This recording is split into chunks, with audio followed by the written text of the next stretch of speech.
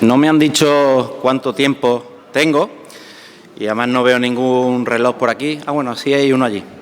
Sí. Así que cuando yo vea a alguien ya durmiéndose o con mucha hambre, levantándose, pues ya paro. Pero bueno, sí deciros que en nuestra iglesia, cada vez que me toca a mí predicar, pues estoy llevando últimamente el libro de Nehemías. Vamos por el capítulo 3. Y voy a seguir por el capítulo 3. Porque creo que el mensaje que voy a compartir en esta mañana sobre este capítulo es perfectamente válido para cualquier creyente. Y sí voy a hablar un poquito del capítulo 1 y 2 como introducción, ¿no? Pero espero que el Señor nos bendiga, nos ayude, nos dirija y que la palabra que ha puesto en mi corazón, pues que sea de bendición para vuestras vidas. Como sabéis, el libro de Nehemías trata sobre una vuelta de Babilonia, donde estaban esclavizados, estaban allí en cautiverio, y una vuelta hacia Israel. Y en el libro de Nehemías están reconstruyendo las murallas de Jerusalén. Es un libro en el que se nos habla de restauración, se nos habla de reconstrucción. Y yo lo vi pertinente para empezarlo a compartir en mi iglesia, ¿no? Es raro, ¿no?, entrar en una iglesia y que se esté predicando el libro de Nehemías. Yo pocas veces lo he visto. Pero espero de verdad que creo que es necesario el mensaje que hay aquí encerrado para nosotros. Así que vamos a leer el capítulo 3, lo voy a leer entero, y ya si sobrevivimos, pues después ya empezamos la predicación. Dice: entonces se levantó el sumo sacerdote Eliasib con sus hermanos los sacerdotes y edificaron hasta la puerta de las ovejas. Ellos arreglaron y levantaron sus puertas hasta la torre de Ameam y edificaron hasta la torre de Ananel. Junto a ella edificaron los varones de Jericó y luego edificó Zacur, hijo de Inri. Los hijos de Sena edificaron la puerta del pescado. Ellos la enmaderaron y levantaron sus puertas con sus cerraduras y sus cerrojos. Junto a ellos restauró Meremot, hijo de Urías, hijo de Cos, y al lado de ellos restauró Mesulam, hijo de Berequías, hijo de Mesezabeel. Junto a ellos restauró Sadoc, hijo de Baana, e inmediato a ellos restauraron los tecoitas, pero sus grandes no se presentaron para ayudar a la obra de su señor. La puerta vieja fue restaurada por Joiada, hijo de Pasea, y Mesulam, hijo de Besodías. Ellos la enmaderaron y levantaron sus puertas con sus cerraduras y cerrojos. Junto a ellos restauró Melatías, Gabaonita, y Jadón, Meronotita, varones de Gabaón y de Mizpa, que estaban bajo el dominio del gobernador del otro lado del río del Jordán, del río. Junto a ellos restauró Uziel, hijo de Jarjaía, de los plateros, junto al cual restauró también Ananías, hijo de un perfumero. Así dejaron reparada a Jerusalén hasta el muro ancho. Junto a ellos restauró también Refaías, hijo de Ur, gobernador de la mitad de la región de Jerusalén. Asimismo restauró junto a ellos y frente a su casa Jedaías, hijo de Jarumaf, y junto a él restauró Jatús, hijo de Hasabnías, Malaquías, hijo de Harim, y Jasub, hijo de Bajat Moab. Y restauraron otro tramo y la torre de los hornos. Junto a ellos restauró Salum, hijo de Aloes, gobernador de la mitad de la región de Jerusalén, él con sus hijas. La puerta del valle la restauró Anún con los moradores de Zanoa. Ellos reedificaron y levantaron sus puertas con sus cerraduras y sus cerrojos, y 1000 codos de muro, hasta la puerta del muladar. Reedificó la puerta del muladar Malaquías, hijo de Recab, gobernador de la provincia de Bet-Akerem. Él la reedificó y levantó sus puertas, sus cerraduras y sus cerrojos.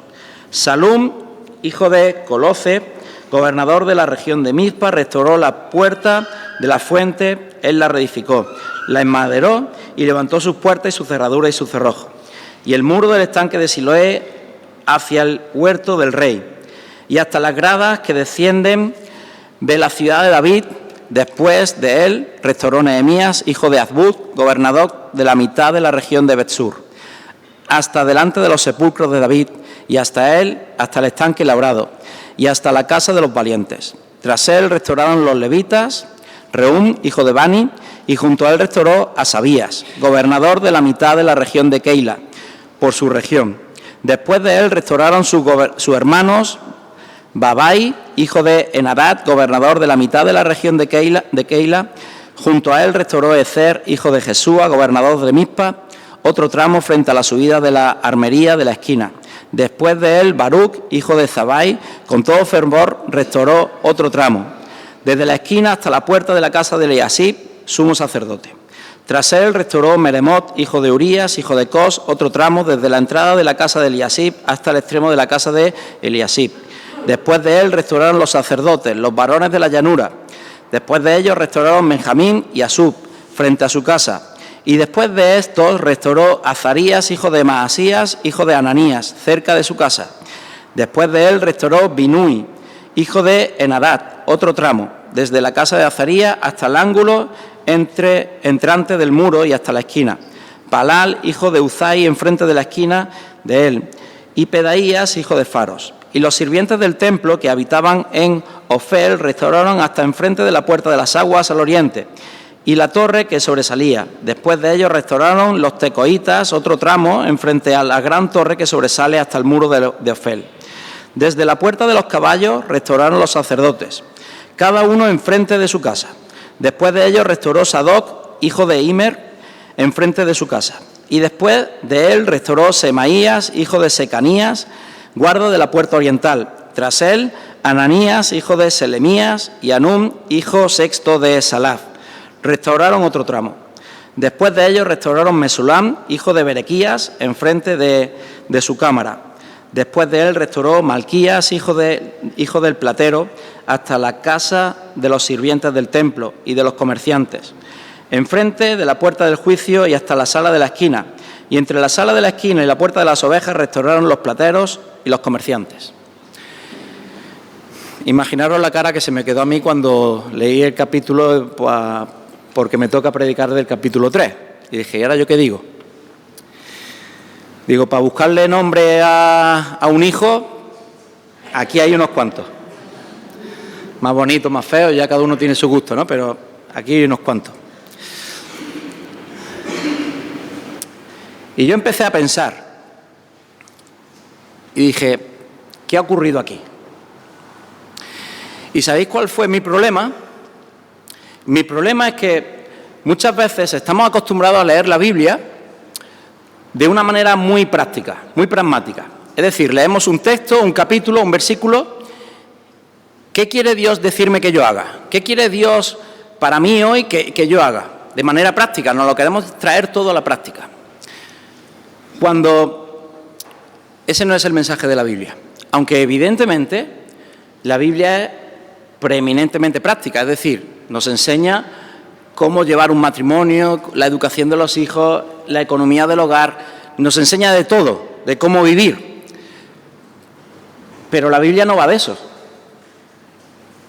La Biblia es un libro que nos cuenta la historia escrita por Dios, que es el autor, de cuál es su intención con el ser humano. La Biblia es la historia de la redención. Y cuando yo me acerco a un capítulo de la Biblia, a un versículo, tengo que intentar buscar qué de la redención me quiere contar este capítulo. ¿Qué tiene que ver este capítulo con la obra de salvación de Dios con el ser humano? No solo de manera pragmática de ¿qué voy a hacer con esto hoy? Porque ¿qué hago? ¿Hago obra en mi casa? Bueno, yo la estoy haciendo. Pero de eso me habla el capítulo, que tengo que cambiar las paredes y poner cerrojos y puertas, porque eso es lo que habla el capítulo. ¿Qué nos habla este capítulo respecto a la redención, respecto a la historia que cuenta la Biblia?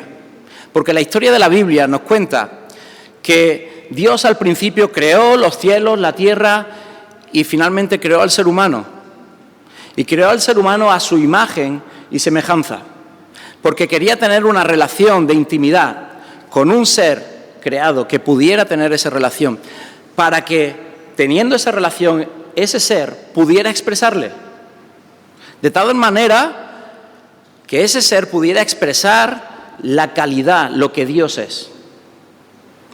Pero entonces llegó el pecado. Adán y Eva, como ya sabéis, pecaron. Y nada más ocurrir esto, Dios está hablando con Satanás y le dice en el capítulo 3 de Génesis: no te preocupes, pondré enemistad entre tu simiente y la simiente de la mujer. Ella te herirá en la cabeza y tú la herirás en el calcañar. No te preocupes, que esta guerra la va a ganar alguien que va a nacer de la simiente de la mujer. Y desde el principio de la Biblia nos va contando cómo esta historia va avanzando hasta llegar a la redención, a la salvación del ser humano, para restaurar en Jesús todas las cosas y de esa manera se cumpla la voluntad de Dios. Y esa historia va avanzando. Nos encontramos con Abraham y Dios elige tener un pueblo, pero el pueblo peca. El pueblo está esclavo y Dios lo saca. Y Dios le da unas normas de comportamiento, una ley, pero el pueblo no es capaz de cumplirla y el pueblo falla. Y entonces Dios lo envía después de muchos años al cautiverio, pero Dios lo saca, ahora, con Nehemías. Y cuando Dios saca a su pueblo del cautiverio, hay muchos comentaristas que tratan la historia de Esdras, de Nehemías, como un nuevo éxodo, como la historia de Egipto, cuando con Moisés salen de Egipto y los lleva a la tierra prometida, hacen un paralelismo entre estas dos historias. Es como un nuevo éxodo, un nuevo comenzar. Y eso es parte de lo que yo quiero expresar, lo que yo quiero transmitir en esta mañana. Porque lo que yo veo en este capítulo es un nuevo paradigma, igual que ocurrió en Éxodo. En Éxodo, el pueblo no tenía una identidad. El pueblo había nacido allí mismo en Egipto. No tenían su propia identidad, su propia nación. Entonces Dios los saca de Egipto, los lleva a la tierra prometida y allí es donde crean su identidad, o donde Dios le da una identidad como pueblo. Y les dice: tenéis que vivir de esta manera. El pueblo, en base al pecado, lo que ocurre en ellos es que pierden la identidad y pierden la bendición de ser pueblo de Dios. Y aquí Dios, al volverlos a sacar, crea una nueva identidad, que ya no se basa en la de Éxodo. Ahora empezamos a ver el cambio. Y vamos a ver cómo este nuevo paradigma tiene un reflejo en lo que nosotros vivimos hoy como pueblo de Dios. Tiene un reflejo en la Iglesia. Y eso es lo que yo quiero transmitir y compartir. Porque la redención, la salvación, el sacar a su pueblo de Babilonia, tiene que ver con nuestra salvación. Y el nuevo paradigma que Dios le presenta aquí al pueblo a través de Nehemías es el paradigma en el que nosotros vivimos hoy. Por eso he tratado de buscar qué es lo que Nehemías nos quiere transmitir sobre la historia de la redención, sobre la historia de la salvación. Yo he leído comentaristas sobre este capítulo y muchos hablan de las puertas y de las cerraduras, porque hay 10 puertas en el capítulo, cada puerta tiene un nombre y cada nombre de esas puertas tiene una relación con la vida del cristiano. Pero no es el mensaje que Dios me estaba dando. A pesar de que se puede estudiar, los nombres tienen su significado, pero no era el mensaje que Dios me estaba dando. Así que quiero compartir 2 puntos, 2 ideas en este texto. Y lo primero que quiero compartir es que tenemos que entender que la santidad, el concepto de santidad que el pueblo estaba viviendo ha cambiado. Y ahora se expresa a través de la identidad que tiene el pueblo, que ha cambiado. Es decir, nosotros vemos antes de esto como Moisés construye el tabernáculo y de repente la gloria de Dios baja sobre el tabernáculo. En el tabernáculo estaba la presencia de Dios. Y dentro del tabernáculo había un grupo de personas que eran los sacerdotes, que eran los que trabajaban, pero la santidad de Dios, la presencia de Dios, estaba allí en el tabernáculo. Esto también lo vemos antes con Abraham. En forma de hombre bajaba Dios, hablaba con Abraham. Quítate el calzado, porque esta tierra que pisas es santa. Con Moisés, con la zarza ardiendo, con Josué, antes de luchar con Jericó. Quítate el calzado, porque esta tierra que pisas es santa, pero esa tierra era santa porque allí estaba Dios. Y en el momento que se va, esa tierra deja de ser santa. Con Esdras y con Zorobabel reconstruyen el templo en esta época. Y cuando reconstruyen el templo, ellos pensaban que iba a pasar lo mismo que cuando Salomón construyó el templo, que era parecido a que cuando Moisés construyó el tabernáculo. Cuando Salomón construyó el templo, dice que bajó una nube tan densa que los sacerdotes dentro del templo no podían ni trabajar, porque no veían nada. Porque la gloria de Dios había descendido al templo. Y cuando ellos reconstruyen el templo, estaban esperando lo mismo, que descendiera de una manera maravillosa la gloria de Dios. Y cuando Esdras y Zorobabel reconstruyen el templo, no ocurre nada. No desciende la gloria de Dios, no hay una luz que baja, no hay una nube, no ocurre nada. Y ellos se quedan dudando, a ver si hemos hecho algo mal, a ver si es culpa nuestra. Pero no, dice Esdras, no os preocupéis, la gloria de Dios va a ser mucho mayor que la que estamos acostumbrados. Porque la santidad, desde ese momento, ya no está expresada en un lugar y con unas personas ministrando. La santidad es la que van a entender ahora cuando están reconstruyendo los muros. Porque la santidad ya no está en un lugar. Vamos a leer la profecía de Zacarías, capítulo 14, versículos 20 y 21. Y dice, Zacarías, capítulo 14, 20 y 21, dice, en aquel día estará grabado sobre las campanillas de los caballos, santidad a Jehová. Y las ollas de la casa de Jehová serán como los tazones del altar. Y toda olla en Jerusalén y Judá será consagrada a Jehová de los ejércitos. Esto es una profecía de Zacarías. ¿De acuerdo? Poco después de Nehemías. Unos cuantos años después. ¿Pero qué está diciendo? Toda olla de Jerusalén será consagrada a Jehová. Porque antes los utensilios del templo se les hacía un grabado, se le ponía una etiqueta, como ahí pone, santidad a Jehová. De tal manera que ese utensilio, ese tazón, esa cuchara, lo que fuera, solo se podía utilizar dentro del templo. Todos los utensilios que llevaban ese grabado se utilizaban para el servicio a Dios dentro del templo. ¿Pero qué dice aquí? Toda olla de Jerusalén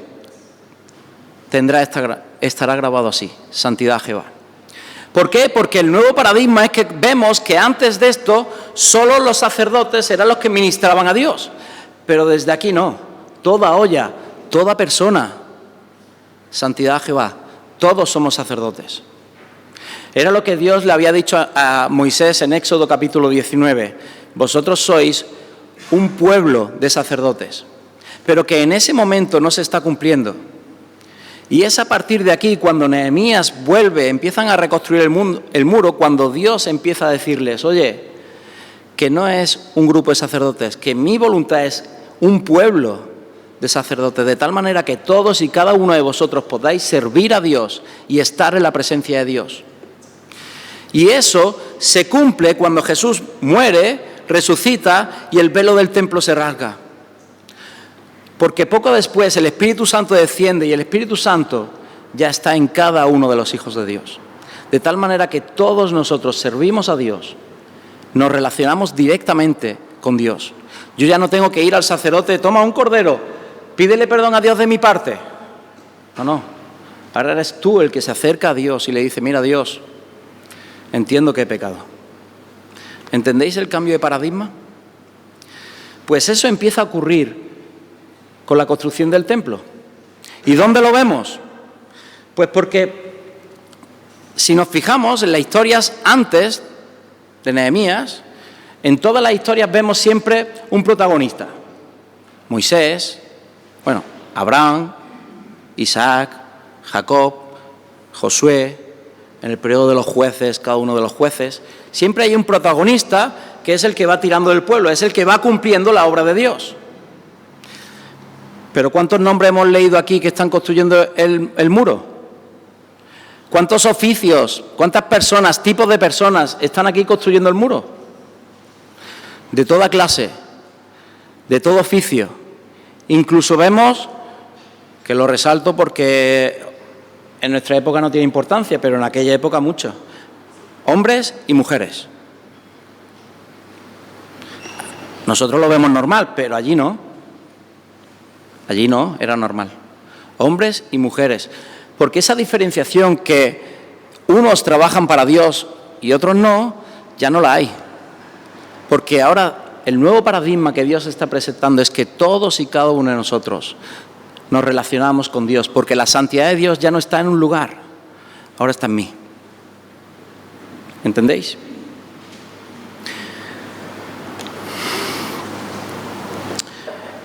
Ellos están reconstruyendo el muro, pero levantar el muro no es solo levantar una pared. El muro tiene que ver con separación. ¿Cómo definimos la santidad? Alguien que es santo, decimos, esto es santo. ¿Y qué decimos? ¿Cuál es la definición de un diccionario bíblico? ¿Santo qué es? Apartado.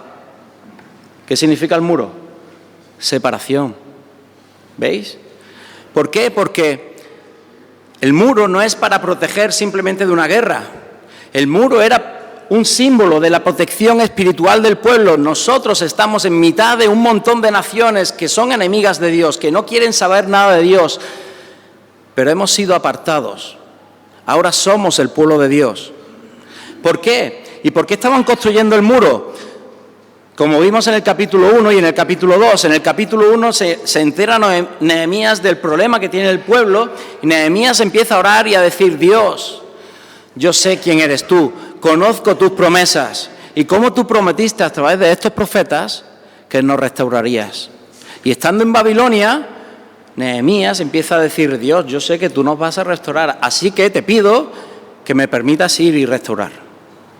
Y en el capítulo 2, Nehemías, después de pasar un tiempo en intimidad con Dios, este mensaje de restauración se lo transmite al pueblo. Y es capaz de transmitirle al pueblo, oye, ¿os acordáis de todas las promesas que Dios nos ha hecho? ¿A qué esperamos? Vamos y construyamos. Y Nehemías le da al pueblo este mensaje de, es necesario construir. ¿Por qué? Porque este muro es el que nos va a dar la identidad. Nos va a hacer pueblo de Dios, no el muro, sino el significado que tiene construir el muro. Porque es un pueblo apartado para Dios, un pueblo santo. Un pueblo que va a vivir en relación con Dios, pero ya Dios no en el templo, por eso Dios no desciende al templo, sino Dios en cada uno de nosotros. Por eso todos y cada uno de nosotros tenemos que trabajar. ¿Entendéis?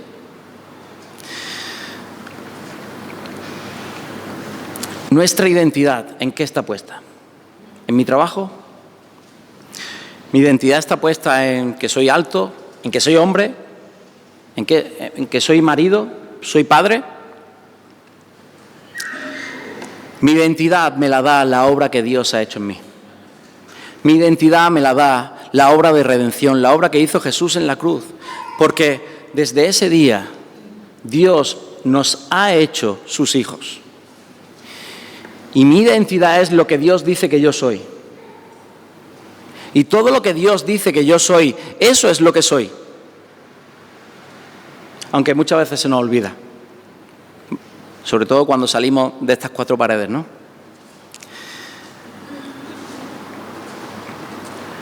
¿Qué expresamos? ¿Qué ven los demás cuando estamos viviendo fuera en la calle? Cuando estamos en nuestro trabajo, ¿qué es lo que ven? Porque aquí han orado, cuando estaban orando por mí, decían, Dios, o antes me han dicho, quita al hombre y que se vea tu palabra. Yo decía, amén. Pero eso no es solo para aquí. Cuando salgas de aquí lo mismo, sigue con esa oración.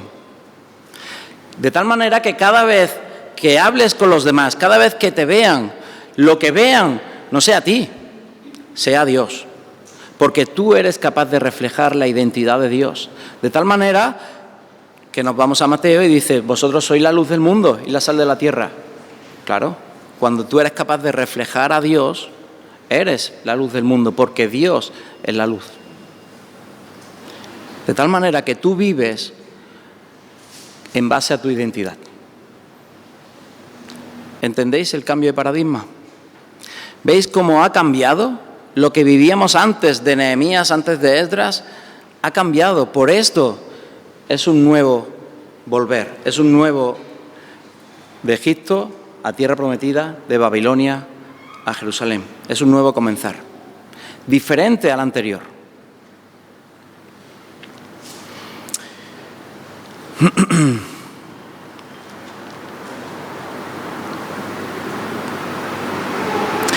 Dios nos sacó de Egipto. ¿Vivimos así? No sé si os lo planteáis alguna vez. Pero cuando Pablo dice en Romanos, dice, porque no hago lo que quiero, sino lo que no quiero, eso hago. ¿Qué está diciendo Pablo? No soy perfecto, peco, pero esa no es mi identidad. El pecado que hay en mí, o el pecado que cometo de vez en cuando, ese pecado ha sido perdonado, ese no es lo que soy. De tal manera que cuando viene a mi cabeza la tentación, cuando viene a mi cabeza la idea de mentir, de cometer un pecado, esa no es tu identidad. Y Dios, a través del Espíritu Santo, te da la fuerza para poder decir, no. Y si caigo, 1 de Juan, abogado tenemos para con el Padre. Pero esa no es tu identidad. Eso no es lo que eres. Yo es que soy un mentiroso, yo es que soy un pecador. No, no. Tú eres un hijo de Dios y eres santo, aunque a veces caigas. Por lo tanto, no te puedes dejar influenciar, definir por tu pecado. ¿Por qué? Porque cuando tú piensas en tu pecado, ¿qué te ocurre? Que te vienes abajo y dices, qué desastre soy. Es que yo soy hijo de Dios, que si, no valgo para nada. Si sé que esto está mal y lo hago, y le digo, Dios, ayúdame a no volver a hacer esto, pero lo vuelvo a hacer. Y vuelvo a orar, Dios, ayúdame porque este pecado no te agrada y quiero quitarlo. Y lo vuelvo a hacer. ¿Y cómo te hace sentir eso?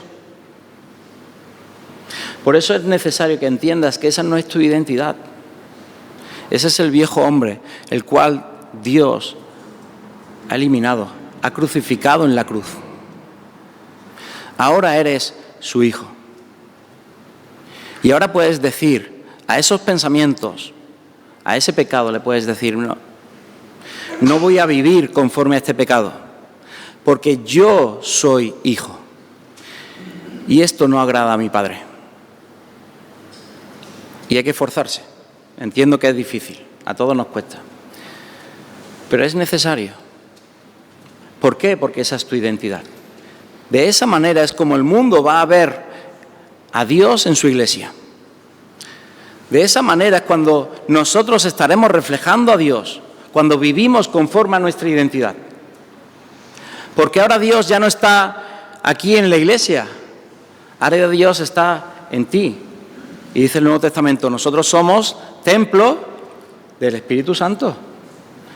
De tal manera que cuando tú te vayas de aquí, Dios no te lo deja aquí y te vas. No, Dios se va contigo. Y cuando estás solo, bueno, solo físicamente, pero no estás solo. Dios está contigo. Y cuando te sientes mal, Dios está aquí al lado. Y cuando estás pensando en algún pecado, Dios está aquí, porque tú eres su hijo. Y esto es increíble, porque esto es lo que motivó a estas personas a edificar. Porque entendieron, recordaron todas las promesas, recordaron la obra que Dios había hecho en ellos y eso les motivó a decir, pues voy a edificar. Vamos a edificar. A pesar de que había personas, como vimos en el capítulo 2, que se reían de ellos. Les insultaban. Pero ellos dicen, no, vamos a edificar, vamos a trabajar. Y ese es el segundo punto que quiero compartir.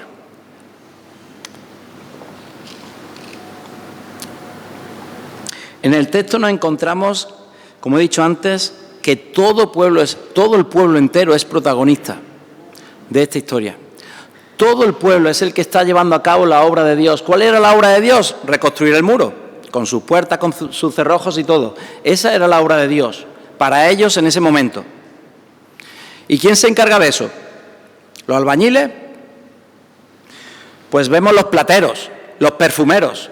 Imaginaros un perfumero en aquella época, o un platero, que se dedicaban a hacer joyas, que seguramente sus manos eran bastante sensibles. Pues nada, a cargar piedra y a picar piedra. Ya lo hemos dicho, mujeres, hombres, pero también los sacerdotes y los gobernadores. No los albañiles, no, todo el pueblo allí edificando, todo el pueblo es protagonista de esta historia. Y esto es increíble.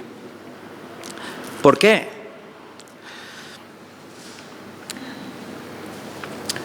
Porque eso nos incluye a todos en el nuevo paradigma. Todos somos parte de la obra de Dios. Y fijaros, lo que más se repite en todo este texto es junto a Él. Eso es lo que más se repite. Y junto a Él edificó no sé quién, y junto a Él no sé quién, y junto a Él no sé quién. O al lado de, o después de, expresiones similares, pero que significan lo mismo. Junto a Él, junto a Él, junto a Él. De tal manera que nos damos cuenta que la obra no es un grupo de personas que están muy comprometidos con la Iglesia y los demás estamos aquí de espectadores. No. El nuevo paradigma es que uno está edificando junto al otro. Mi tía decía un dicho antiguo, yo lo escuché por mi tía, seguramente, no se lo inventó mi tía, evidentemente. Pero ella decía un dicho, dice, un grano no hace granero, pero ayuda al compañero. Eso decía ella. Un grano no hace granero, pero ayuda al compañero. Y en la iglesia es así. Un hombre no hace una iglesia.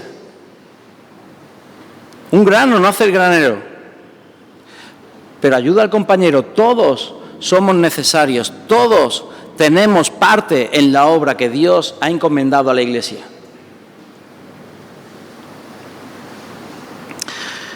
Yo no veo en el texto que haya un líder allí haciendo la obra, o ni siquiera veo en el texto a un líder que le está diciendo a los demás lo que tienen que hacer. Yo veo a personas que están enfrente de su casa construyendo. Veo a personas que vienen de otro pueblo a construir. Veo a personas que su oficio no tienen ni idea, pero allí están construyendo. De toda clase, de toda condición, de todo oficio, trabajando. ¿Veis el reflejo de la iglesia ahí? Por eso os decía que esto es un nuevo paradigma. Dios aquí empezó a cambiar las cosas. Después, evidentemente, todo se cumplirá cuando viene Jesús. Ahí llegará el cumplimiento perfecto. Y cuando empieza la iglesia, en el Nuevo Testamento.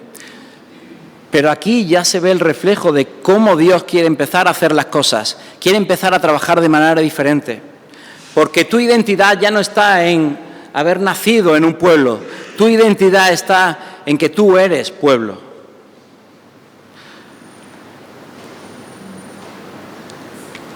Martín Lutero, cuando estaba creando su doctrina, él introdujo un concepto que era el de santidad en la vida cotidiana.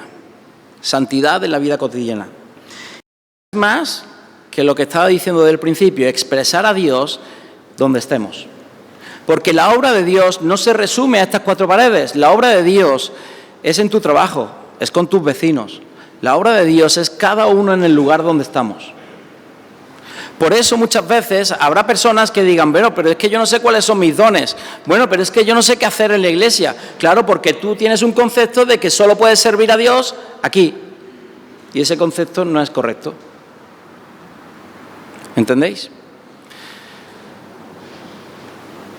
Vamos a leer en Efesios capítulo 4, versículos 11 y 12.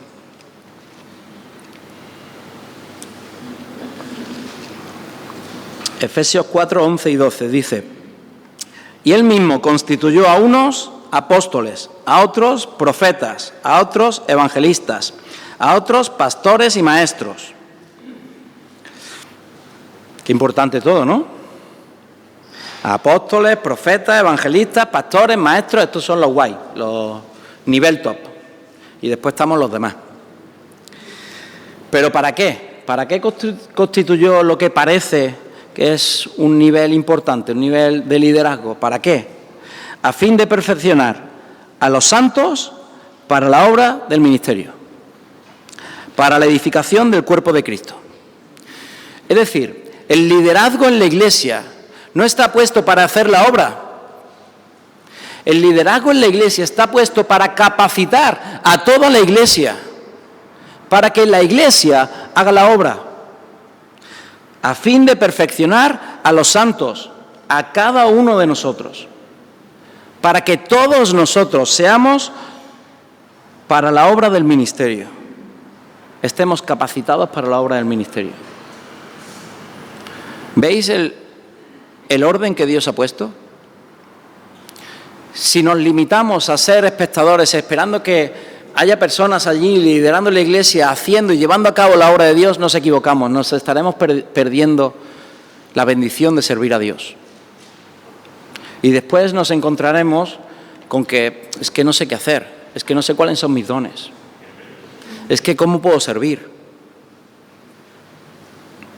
Es normal que pienses así, porque eso no es lo que dice la Biblia, es una idea errónea que yo creo que durante muchos años ha estado en la Iglesia y estamos acostumbrados a eso, a que trabajen unos pocos, los que quizás se han comprometido, y el resto. Pero eso no es Biblia. Eso no es lo que está haciendo Nehemías con el pueblo, no es lo que Nehemías está enseñando al pueblo y no es lo que Dios quiere. Que haya unos líderes, sí, eso es correcto, pero esos líderes no están para llevar la voz cantante, no están para hacer la obra. Esos líderes están para capacitar al pueblo y el pueblo hace la obra. Uno al lado de, junto a, de tal manera que todos juntos cumplamos la obra que Dios tiene para nosotros.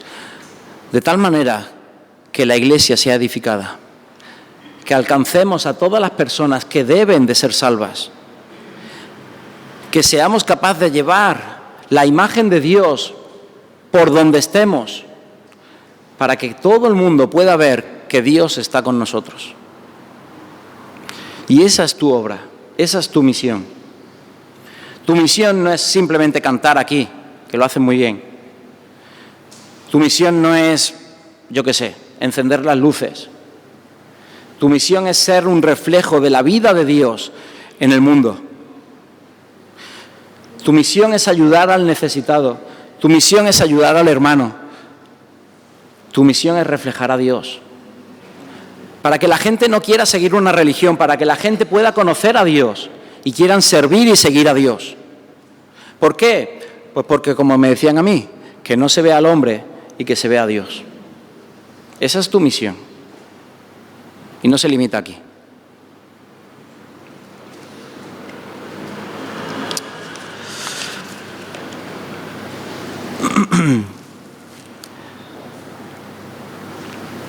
Los dones son para la edificación de la Iglesia, la edificación del cuerpo. Pero la edificación de la Iglesia no es que tengamos un culto bonito. Hay una edificación que es personal, que tiene que ver con mi relación con Dios.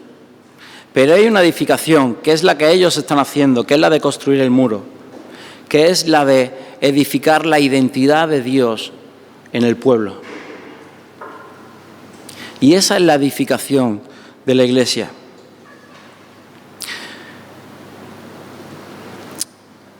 Edificar el muro, reconstruir el muro, no es construir paredes. Edificar el muro es que lo que hay en mi vida que no agrada a Dios, el hermano me ayuda a darme cuenta y a quitarlo. Y yo con humildad a reconocer, mira, esto lleva razón, no me conviene. Edificar la Iglesia es salir de aquí y a una persona que está buscando ayuda, ayudarla. Pero ayudarla no porque eres bueno, sino porque, oye, Dios me pide que te ayude, voy a ayudarte. O un vecino que está enfermo, oye, ¿te importa que ore por ti? Porque mi Dios es poderoso. Mi Dios puede hacerlo todo. Incluso si es su voluntad puede sanarte. ¿Quieres que le pida a mi Dios por ti? No solo por ti, por tu vida física, por tu enfermedad, sino por tu vida espiritual, por tu eternidad. ¿Te importaría que orase por ti? Eso es edificar la iglesia. Hacer que seamos el verdadero reflejo de Dios en el mundo. Dios nos ha hecho sus hijos no para que vayamos al cielo, sino para que vivamos como hijos suyos. Nos ha dado una identidad para que nos conozcan como hijos suyos. A mí me conocen por mi nombre, por mi profesión, pero ¿cuántos me conocen por ser hijo de Dios? ¿Cuántos van en mi trabajo y me dicen, hola hijo de Dios, ¿cómo estás? Sería gracioso, ¿no? Ojalá fuera así. ¿Por qué? Porque me conocen por mi identidad. Eso sería lo ideal, no solo por mi nombre. Y uno junto al otro, todos juntos, todo el pueblo de Dios, los que estamos aquí reunidos, los que están en otro local, donde estemos, todos juntos, uno junto al otro, estemos cumpliendo la obra de Dios, de edificar la iglesia y el pueblo de Dios. Amén. Pues vamos a orar y voy a pedirle a Dios que nos ayude a salir de aquí con este mensaje, que nos ayude a entender cuál es nuestra identidad y a entender que todos formamos parte de esta obra. Que si yo no estoy llevando a cabo mi obra, me estoy perdiendo la bendición de servir a Dios. Que si no estoy llevando a cabo la obra, no estoy actuando conforme a mi identidad. Por lo tanto, hay veces que no te vas a sentir parte de, no te vas a sentir parte de la iglesia. Te vas a desencantar cuando veas algo en la iglesia que no te gusta.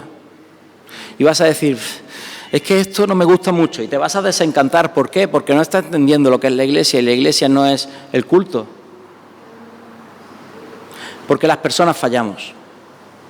Y si me fijo en las personas, va a haber momentos de dificultad en mi vida espiritual.